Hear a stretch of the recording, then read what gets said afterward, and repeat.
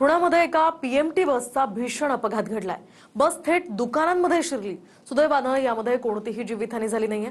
मात्र हा अपघात कॅमेऱ्यात कैद झालाय। पाहूयात नेमकं काय घडलं।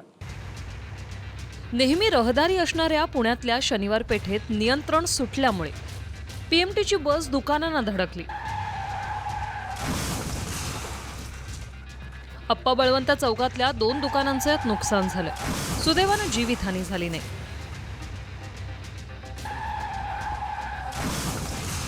अपघातावेळी दुकानात ग्राहक नव्हते म्हणून अनर्थ टळला। अपघातात 2 दुकानं, रस्त्याच्या कडेला उभ्या असलेल्या 4 दुचाकींचं मोठं नुकसान झालं।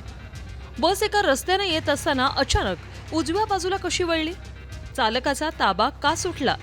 यामागे मानवी चूक होती की बसमध्ये तांत्रिक बिघाड? याची चौकशी केली जाते।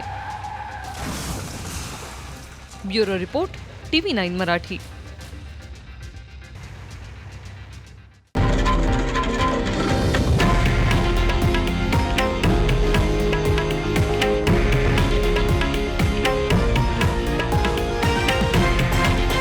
हे आहे देशातील नंबर 1 न्यूज नेटवर्क आणि आपण पाहत आहात TV9 मराठी, एकमेव।